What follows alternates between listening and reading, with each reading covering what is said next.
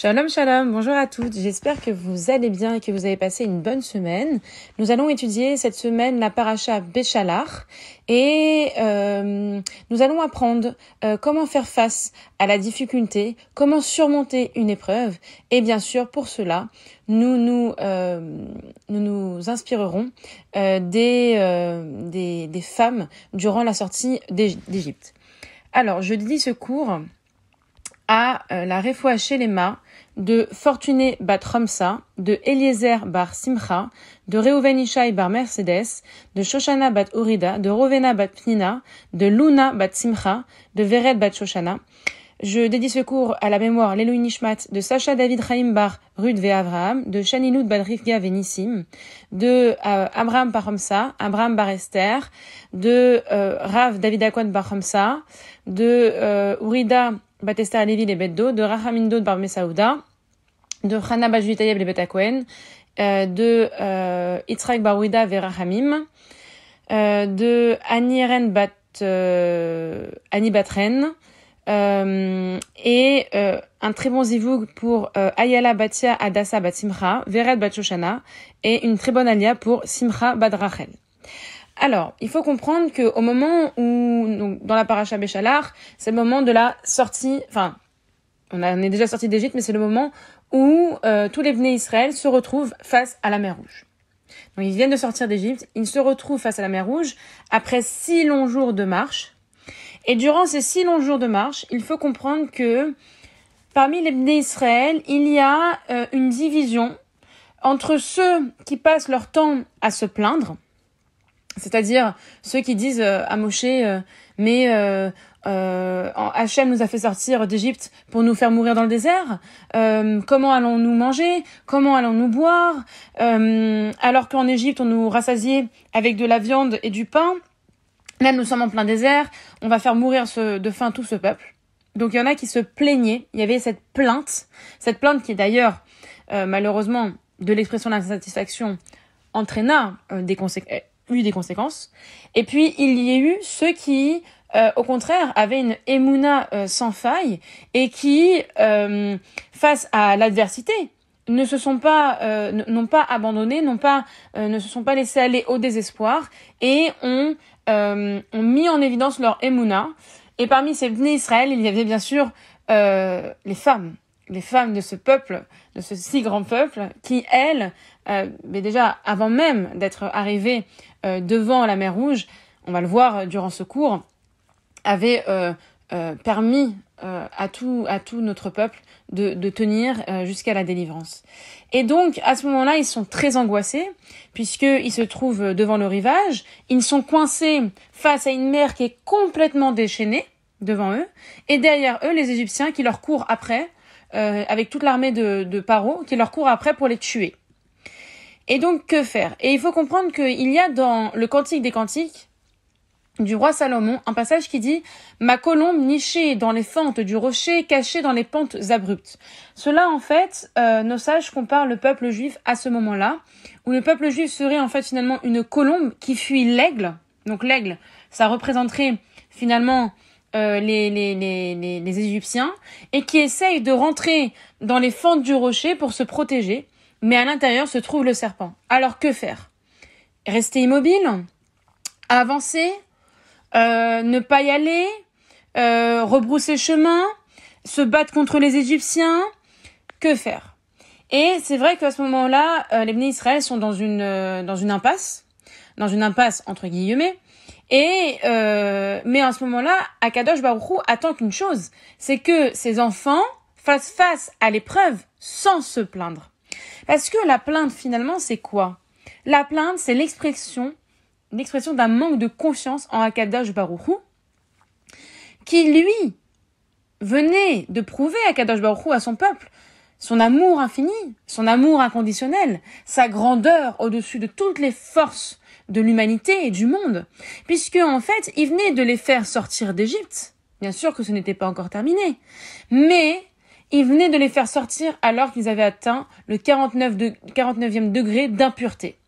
C'est-à-dire que Hachem avait choisi le peuple élu alors qu'ils étaient dans des degrés d'impureté très graves. Et pourtant, Akadosh Baruch Hu les a fait sortir.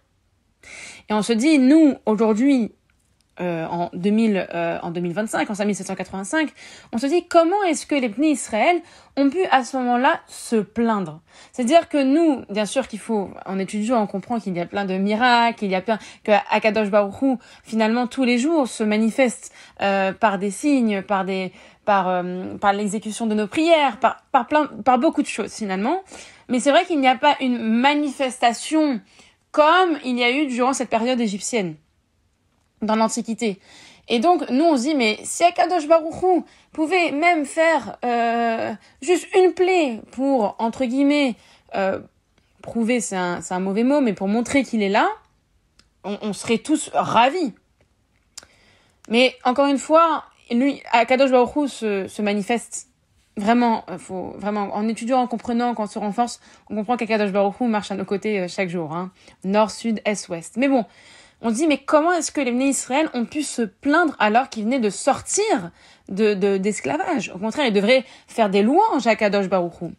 Et il faut comprendre que cette plainte, c'est finalement un tort des Bnei Israël à ce moment-là. Et le Rambam dit que finalement, l'objectif de la création dans notre monde, de toutes les créatures, c'est de connaître Hachem et qu'elle le remercie. Et remercier Hachem, que ce soit dans l'épreuve comme dans la satisfaction, finalement est une preuve de Emouna. Et il y en a qui continuent quand même de se plaindre. Et ce qu'il faut comprendre, c'est que en arrêtant de se plaindre, c'est-à-dire qu'il y en a qui avaient une force et qui disaient mais Akadosh Baruch Hu va nous sauver, continuez de prier, continuez. Et finalement, eh bien, Akadosh Baruch Hu, à ce moment-là, entend la détresse de son peuple qui ne sait pas comment faire, et un fracas terrible secoue toute la terre, et les eaux de la mer se séparent pour laisser apparaître la terre ferme. Hachem a ouvert miraculeusement la mer, alors non pas en 1, mais en 12 voies, comme les 12 tribus d'Israël, et ainsi le peuple juif a pu se sauver et noyer ses ennemis qui s'étaient lancés à sa poursuite. Et sur les rives de la mer Rouge, les Juifs entonnèrent ce fameux Shirat Hayam, c'est-à-dire cette chanson, enfin cette musique face à la mer, un chant improvisé qui en fait était le remerciement à Kadosh Baruch Hu, d'exprimer sa gratitude à Hachem, sa joie à ce moment-là. Et c'est pour ça qu'on appelle ce Shabbat, c'est très important, ce Shabbat Béchalar, c'est le Shabbat Shira. C'est ce Shabbat où on chante, on loue à Kadosh Baruch Hu. Puisque en effet, et là on arrive sur finalement le rôle joué par les femmes, eh bien lorsque Moshe et son peuple concluent leur chant, il se passe quelque chose d'incroyable. Myriam, la prophétesse, la sœur d'Aaron et de Moshe, prend dans sa main un tambourin et toutes les femmes la suivirent alors avec tambourin et danse. Et Myriam leur répond: chantez l'Éternel. Donc ça c'est dans Shemot 15-20. Chantez l'Éternel, louez Akadosh Baruch Hu, remerciez finalement Akadosh Baruch Hu. Mais là il y a quelque chose qui pourrait retenir notre attention. D'où venaient ces tambourins? Comment on a trouvé des instruments de musique? Est-ce qu'ils étaient dans la mer? Non. Il faut comprendre que quand les Juifs ont quitté l'Égypte, eh bien, les Hébreux ont quitté l'Égypte, c'était dans une des précipitations la plus totale. On leur avait pas laissé le temps que monte finalement le pain, donc ça avait fait du pain sans levain. Et les femmes, dans la hâte, ont quand même pensé, malgré la panique, à prendre ce qui leur paraissait essentiel, leur instrument de musique. Et il faut savoir que ces instruments de musique ont toute une histoire. En fait, les femmes en Égypte avaient préparé des années auparavant parce qu'elles avaient la Emouna et elles savaient pertinemment qu'un jour viendrait le jour où Akadosh Baruch Hu fera le miracle de la délivrance. Et on dit même que plus leur vie devenait obscure et plus leur Emouna augmentait et plus leur force augmentait. C'est-à-dire qu'au lieu de se plaindre, les femmes ont prié. Les femmes ont demandé à Akadosh Baruch Hu de les délivrer. Et donc, du fond de leur misère, ces femmes n'ont jamais perdu espoir. On dit en effet, Rashi dit que, dans un de ses commentaires, il dit « Les femmes vertueuses de cette génération croyaient profondément que qu'Akadosh Baruch Hu, le Saint béni soit-il, ferait pour elles des miracles et elles avaient emporté des tambourins d'Égypte. En effet, elles ont anticipé un miracle et c'est en anticipant le miracle qu'on provoque le miracle. C'est-à-dire, c'est comme on dit que la parole est créatrice. Pourquoi on dit ça? Parce que des fois, on dit à une femme qui n'est pas encore mariée ou un homme qui n'est pas marié, allez, si tu veux ton mariage ou à tes enfants, ou voilà, dans une phrase, on dit des choses, on se dit oui, mais moi je suis pas encore mariée, je suis pas encore parent, etc., je suis pas encore grand-parent, mais non, la parole est créatrice. Quand quelqu'un nous souhaite une bonne chose, on dit tu sais, on sait pas encore, voilà. Ben non, au contraire, faut prendre la chose telle qu'elle est, comme si elle était à ce moment-là vraie. Et on raconte, en fait, finalement, que c'est par le mérite des femmes qui ont cru en la délivrance, qui l'ont matérialisé, que nous avons mérité de sortir d'Égypte.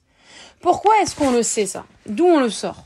Parce que déjà, il faut savoir que la majorité des Juifs, des Hébreux, ne sont jamais sortis d'Égypte à 80%. Ils ont péri. Pourquoi? Parce que, selon le Midrash, ils avaient perdu tout espoir de s'en sortir un jour. Donc, ils avaient abandonné l'idée. Ils ne voulaient plus se battre. Seulement 20% étaient sortis. Et grâce à qui? Grâce à leur épouse, grâce à leur femme, grâce à leur fille, grâce à leur petite fille, grâce à leur tante, leur oncle, toutes ces femmes autour. Et après des journées de travail épuisantes, je tiens à vous rappeler aussi, ça remonte à 2 ou 3 parachutes déjà, que les femmes avaient encore la force de se faire belles pour leur mari. Alors qu'on leur avait interdit d'aller voir leur mari, alors qu'on leur avait interdit de faire des enfants, alors qu'on voulait séparer les hommes et les femmes, alors qu'on leur avait demandé de détruire tout leur apparat, eh bien les femmes sont allées contre ces décrets-là. Et à la nuit tombée, les femmes se faufilaient dans les champs, elles retrouvaient leur mari, elles rapportaient des repas chauds pour qu'ils aient la force, elles pansaient leurs blessures avec de l'eau chaude et des linges, elles avaient des paroles douces et apaisantes, et à chaque fois, même au milieu de la nuit, alors que le danger était là, elles retrouvaient leur époux pour leur dire « Ne perdez pas espoir, nous sortirons un jour vivants et de cet esclavage ». Et alors qu'on avait dit, et même Ishaï lui-même avait dit qu'il s'était séparé de sa femme, parce que il était sûr que c'était la fin du peuple et qu'il fallait répondre au décret de Paro. Sa propre petite fille de 5 ans lui a dit « Non papa, il ne faut pas vous séparer. » Parce que lui Paro donne un ordre à l'instant T, mais nous, on doit voir et on doit assurer la pérennité de notre peuple pour l'éternité. Si tu fais ça, c'est toi qui condamneras le peuple juif. Parce que le peuple juif peut s'opposer à un décret qui n'est pas donné par quelqu'un qui appartient à notre communauté, à notre peuple. Mais nous, on suit les guides de notre peuple. Et si les guides de notre peuple nous disent qu'il faut arrêter de faire des enfants, alors on les suivra parce qu'on pense que la voix d'Akadosh Baruch Hu résonne en eux finalement. Et donc, une petite fille a réveillé la conscience de son père et la émouna de son père. Et donc, il ne faut jamais perdre espoir.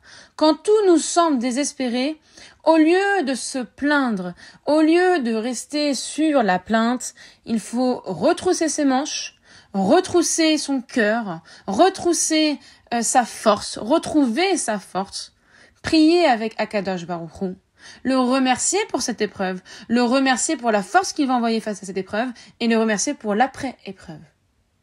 Parce qu'on a l'habitude de se plaindre ou de remercier quand l'épreuve est terminée. Mais avons-nous l'habitude de remercier Akadosh Baruch Hu dans les plus grands moments de joie? Finalement, la émouna et l'éloge qu'on peut avoir envers Akadosh Baruch Hu ne dépend pas du tout du temps, ne dépend pas du tout d'un élément de cause à effet. La présence d'Akadosh Baruch Hu est universelle et intemporelle. Et donc, il est important de prendre quelque chose sur soi chaque jour pour remercier Akadosh Baruch Hu.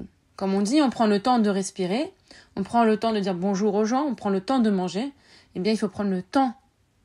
Et même dès le réveil, finalement, quand on fait Modé ou Modéani, c'est pas pour rien. C'est pour remercier Akadosh Baruch Hu, de nous permettre de vivre un jour de plus. Et donc, c'est ça qui est très intéressant, c'est que Les femmes de cette génération ont eu la force de garder l'espoir alors que tout semblait désespéré finalement. Et elles ont assuré, dans le Midrash Tanhuma, on dit qu'elles ont assuré la continuité du peuple juif. Et j'aimerais vous dire quelque chose. Dans les armoires des femmes qui ont une émouna sans faille et qui croient en la Géoula coûte que coûte, eh bien, elles ont préparé une robe, une tenue qu'elles ont mise de côté, que le jour où Mashiach viendra, alors elles sauront quelle tenue mettre. Ça, c'est très important. C'est-à-dire que je sais que certaines ont des habits de fête. Elles ont aussi l'habit de Yom Kippour, en général en blanc, que chaque année on achète des fois des nouveaux habits pour les fêtes.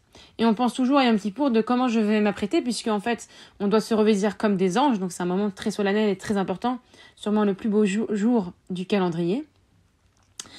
Et en fait, comme nous les femmes, on pense depuis petite à nos robes de mariée, eh bien, il faut penser aussi à la robe de notre Géoula, de notre délivrance.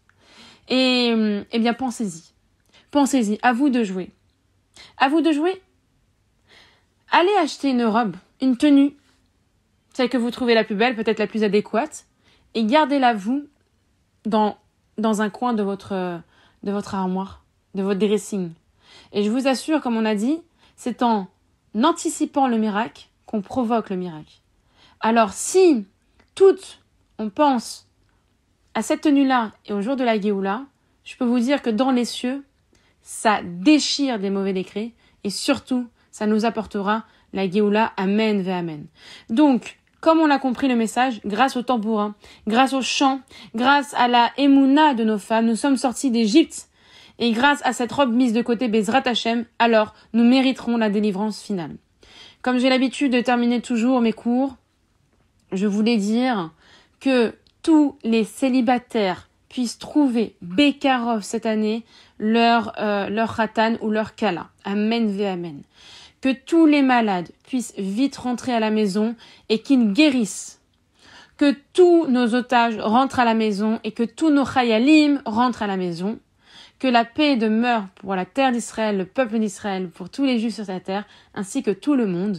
Akadosh Baruch Hu nous envoie la Géoula. Amen ve Amen. Mashiach now.